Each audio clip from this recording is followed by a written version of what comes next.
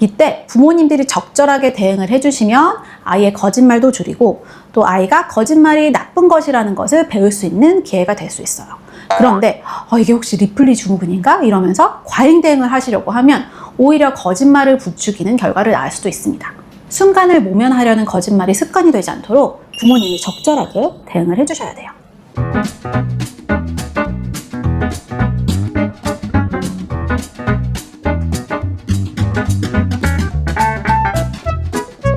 안녕하세요. 발달심리학자 유하나입니다. 얼마 전에 친구 한 명이 전화를 해서 아이가 자꾸 거짓말을 해서 걱정이라는 얘기를 했었는데요. 들어보니까 심각한 거짓말은 아니었어요. 그런데 이렇게 작은 거짓말들이 계속 보이다 보니까 이 친구가 아이가 계속 거짓말을 하는 걸 어떻게 좀 도와줘야 될지, 이럴 때 부모로서 어떻게 대처를 해야 될지 많이 궁금해 하더라고요. 그래서 오늘은 아이들의 그중에서도 유아 시기의 거짓말에 대해서 다뤄보도록 하겠습니다. 부모 입장에서 보면 어린아이들이 거짓말을 하면 걱정이 많이 되시는 게 사실이에요. 바늘도둑이 소도둑 된다, 이런 말처럼 지금은 숙제 안 해놓고 했다라는 수준의 거짓말을 하지만 이러다가 점점 거짓말도 늘어서 나중에는 좀 심각한 거짓말을 하지 않을까, 아이가 잘못되진 않을까, 이런 걱정이 되시는 거죠. 또 평소에는 말도 잘 듣고 착한 아이였었는데 얘가 거짓말을 하다니 혹시 뭔가 문제가 생긴 건가, 내가 뭐 잘못한 건가, 아니면 친구를 잘못 사귄 건가, 이런 염려도 많이 되시고요. 또 아이가 거짓말을 한 걸 알게 되면 나를 속이고 잡아떼는 것 그 자체에 화가 나기도 합니다. 어떻게 부모인 나를 속여, 이런 배신감이 들 수가 있는 거죠. 거짓말 자체를 특히나 싫어하고 정직함을 중요하게 여기는 부모님들의 경우에는 더 많이 화를 내시기도 합니다. 그런데 이렇게 화가 많이 나실수록 적절하게 대처하지 못할 가능성이 높아서 유의해야 되는데요. 유아기의 거짓말을 잘 대응을 하시려면 아이 입장에서 이 거짓말이라는 게 어떤 의미이고 또 왜 거짓말을 하는지에 대해서 잘 이해를 하셔야 합니다. 우선 기억하셔야 될 점은 아이들의 거짓말은 정상적으로 나타나는 발달 과정 중에 하나라는 겁니다. 아이들이 자연스럽게 말이 트이고 또 이 말이 늘어가고 또 운동 능력이 발달하면서 여러 가지 그런 스킬들을 많이 보여주죠.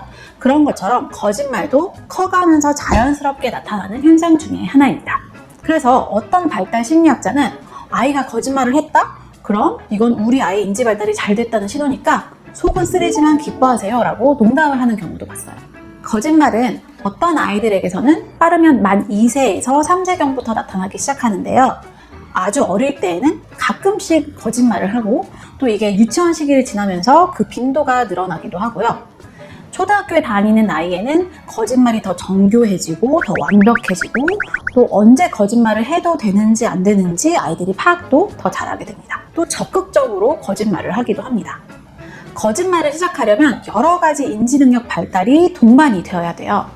우선 마음 이론이라는 능력이 발달해야 되는데 쉽게 말하면 내 마음 상태나 생각과 다른 사람의 마음 상태, 생각, 느낌, 지식이 다르다라는 걸 이해하는 능력입니다. 이를테면 학원에서 내일은 급하게 건물 수리를 하니까 내일은 학원을 쉰다고 이제 각자 엄마한테 말하고 나오지 말라고 했어요. 그런데 아이가 이거를 나만 말을 안 하면 엄마는 내가 학원 간 줄 알겠네? 라고 생각하는 게 마음 이론이 잘 발달했다는 거예요. 그러니까 이게 나는 사실을 알지만 엄마가 사실과 다른 생각을 하고 있을 거라고 생각하는 것 자체가 일종의 고급 인지 능력이라는 거죠. 이게 잘 안 되는 대표적인 그룹이 자폐 스펙트럼 환자분이고요. 심한 우울증이나 조현병 환자들도 이게 잘 작동하지 않을 수 있습니다. 그래서 아이는 학원을 안 가고 그동안 가고 싶었던 PC방에서 게임을 원 없이 한 다음에 이제 학원을 다녀왔다고 거짓말을 하는 거죠. 보통 이 마음 이론은 만 3세에서 5세 사이에 발달을 하게 되는데 그래서 이 연령대에 거짓말이 나타나기 시작하고 점점 더 증가하게 되는 겁니다. 다른 사람의 마음 상태에 대한 이해력 외에도 다른 여러 가지 인지 능력이 발달해야지 거짓말이 가능해지는데요. 예를 들어서 자기 조절 능력이 필요해요. 특히 억제 조절이라는 게 필요한데 이게 뭐냐면 자연스럽게 떠오르는 충동적으로 떠오르는 행동이나 생각을 누르고 다른 생각이나 행동을 의도적으로 하는 거예요. 그러니까 난 진실을 알고 있고 이게 자연스럽게 올라오는 생각이지만 이걸 누르고 거짓말을 대신하려면 이 억제 조절 능력이 필요한 거죠. 또 진실이 뭔지 거짓말이 뭔지 계속 기억하고 있어야 남을 잘 속일 수 있겠죠. 그래서 작업 기억이라든지 여러 기억과 관련된 능력도 갖춰져야 합니다. 여기에 거짓말을 유지하기 위해서는 조금은 치밀해야 돼요. 계속 이 거짓말을 하는 상황에 대해서 일관성 있게 사실을 조작해야 되는 거죠. 이거는 인지적으로 행동을 계획하는 능력을 필요로 합니다. 그래서 이건 여담이긴 한데 나이에 비해 정교한 거짓말을 잘하는 아이는 뇌발달이 우수할 가능성도 높습니다. 요약해서 얘기하자면 다른 사람의 마음을 이해하는 능력과 자기 조절하는 능력이 어느 정도 발달해야지 아이들이 거짓말을 할 수 있는데, 그래서 초등학교에 가까워질수록 아이들의 거짓말이 더 많이 보이는 겁니다. 많은 경우에 있어서 아이가 거짓말을 하면 이게 문제의 신호라고만 생각을 하시지, 그래서 잘못 대처하는 경우가 꽤 많이 있어요. 우선 기억하셔야 될 거는 거짓말은 자연스럽게 나타나는 과정이다라는 거고요. 이걸 잘 이해하셔야지 과잉 대응으로 나타나는 부작용을 막을 수가 있습니다. 자, 그럼 유아기 거짓말의 이유에 대해서 말씀을 드리도록 하겠습니다. 자, 아이 입장을 설명을 드릴게요. 유아기에 거짓말을 하는 이유는 굉장히 다양한데요. 대부분의 경우 어른들이 생각하듯이 일부러 부모님을 속이고 기만하려고 거짓말을 하는 경우는 많지가 않습니다. 아이가 거짓말을 하는 대표적인 몇 가지 이유를 살펴보도록 할 텐데요. 우선 유아기 아이들은 자기 상상과 현실 구분을 엄밀하게 하지를 못해서 거짓말을 하기도 합니다. 특히 만 2, 3세 정도 나이가 어린 경우에는 더 그래요. 자기 상상에 있는 것들 혹은 자기가 원하는 것들, 바라는 것들을 사실인 것처럼 착각해서 말하기도 하는데요. 이를테면 저희 아이가 한 번은 엄마 나 할머니 집에 어제 다녀왔어. 할머니 집에서 재밌게 놀았어. 이렇게 얘기한 적이 있었거든요. 근데 사실 그때 아직 할머니 댁에 한 번도 간 적이 없었을 때였고요. 그리고 그 전날에도 하루 종일 저랑 같이 있었거든요. 그러니까 이 아이는 자신의 머릿속에 있는 것과 실제로 일어난 일을 구분하지 못해서 이런 말을 했던 거죠. 또 유아기에는 언어적인 표현도 아직 미숙하니까 정확하게 일어났던 일과 일어났으면 하는 일들을 언어적으로 명확하게 표현하지 못하기도 합니다. 또 인과관계 파악도 잘 안 되니까 과거와 현재 혹은 미래의 일을 섞어서 이야기를 하기도 하는 거죠. 그래서 보통 이런 유아기 시기의 거짓말에 대해서는 부모님들도 보통 큰 문제라고 생각하지 않습니다. 상상력이 풍부해서 그럴 수 있는 나이기 때문이죠. 하지만 부모님이 개입해야 할 만한 그런 말을 한 경우, 예를 들어서 어린이집에서 누가 날 때렸어, 누가 날 꼬집었어, 나 어디 다쳤어, 이런 얘기를 한 경우에는 이제 아이 말만 100% 믿기보다는 진위 여부부터 파악을 해주시는 것이 좋습니다. 그리고 상상이 동원돼서 거짓말을 한 경우에는 관심은 갖지만 너무 크게 반응하지 않으시는 게 좋아요. 왜냐하면 아이가 그 엄마 아빠의 반응이 재미있어서 거짓말을 더 하게 될 수도 있거든요. 또 아이가 원하는 것들을 사실인 것처럼 말할 때에는 아, 네가 이런 게 하고 싶었구나 라고 하시면서 그 마음을 읽어주시길 바랍니다. 그리고 만 4세에서 5세 초등학교에 다닐 시기에 가까워질수록 아이들은 의도성을 가진 거짓말을 점점 더 하게 됩니다. 우선 아이들은 관심을 끌려고 거짓말을 하기도 하는데요.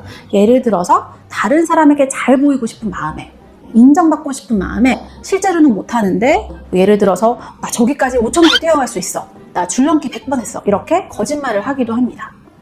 또 동생이 아픈 걸 보고 나도 아파요 라고 한다든지 유치원에서 있었던 일들을 과장해서 말하기도 합니다. 이거는 부모님께 관심과 보살핌을 받고 싶은 마음에서 나오는 건데요. 이럴 때에는 아이를 다그치기보다는 내가 혹시 관심이 부족하지는 않았는지 점검을 해보시고 아이가 왜 그랬는지 마음을 읽어주고 공감해 주시는 게 중요해요.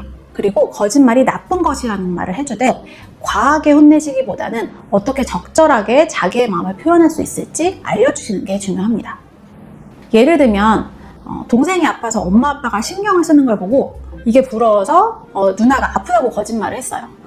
이때 제일 하시면 안 되는 말은 안 그래도 동생이 아파서 정신이 없는데 너까지 왜 그런 거짓말을 하니? 누나가 됐으면서 뭐 아픈 동생이 불쌍하지도 않니? 이런 식의 말입니다. 이거 대신에 부모님이 해줄 수 있는 적절한 반응은 엄마 아빠가 동생만 신경 쓰니까 서운했구나, 이렇게 마음을 읽어주시고 그래도 안 아픈데 아프다고 거짓말을 하는 건 잘못된 행동이야, 이렇게 잘못을 지적을 해주시고 저번에 네가 아팠을 때도 엄마 아빠가 옆에서 간호해줬지? 지금도 동생이 아파서 엄마 아빠가 신경을 쓰는 거야. 상황에 대한 설명을 해주신 다음에 엄마 아빠랑 놀고 싶거나 간식이 먹고 싶거나 그런 게 있으면 말로 얘기해도 돼. 그러면 동생은 아빠가 보고 엄마가 같이 놀아줄게. 이렇게 말로 잘 표현을 하면 해결된다는 구체적인 방법을 제시를 해주시는 것이 적절합니다. 또 아이들이 거짓말을 하는 가장 흔한 이유는 잘못을 했을 때 어떻게 해야 될지 모르거나 혼나는 걸 피하고 싶어서예요. 엄마가 만지지 말라는 걸 만져서 고장을 냈어요. 아니면 숙제를 몇 시까지 하기로 했는데 문제집을 몇 페이지까지 하기로 했는데 안 했어요. 이때 엄마한테 혼날 게 무섭고 엄마를 화나게 하기 싫고 또 이 상황을 어떻게 해결할지 몰라서 거짓말을 합니다. 이제 외국에서도 어스트리치 신드롬이라는 말이 있고 또 bury your head in the sand 라는 이런 속담도 있는데요. 사자가 나타났을 때 타조가 머리를 모래 속에 묻는다 이런 말이죠. 이런 용어나 속담이 외국에 있을 정도로 문제를 해결할 생각보다는 일단 묻어서 오히려 상황을 더 심각하게 만드는 건 사람의 본성에 가깝습니다. 이때 부모님들이 적절하게 대응을 해주시면 아이의 거짓말도 줄이고 또 아이가 거짓말이 나쁜 것이라는 것을 배울 수 있는 기회가 될 수 있어요. 그런데 이게 혹시 리플리 증후군인가? 이러면서 과잉 대응을 하시려고 하면 오히려 거짓말을 부추기는 결과를 낳을 수도 있습니다. 순간을 모면하려는 거짓말이 습관이 되지 않도록 부모님이 적절하게 대응을 해주셔야 돼요. 네, 지금까지 유아기의 거짓말은 정상 발달 과정에서 나타나는 자연스러운 현상이다라는 것과 또 아이들이 거짓말을 하는 이유에는 여러 가지가 있다라는 것들을 같이 나눠드렸어요. 이제 다음 영상에서는 그렇다면 이 유아기 시기의 거짓말에 대해서 부모로서 어떻게 대응하면 좋을지 같이 그 방법에 대해서 이야기를 나눠보도록 하겠습니다.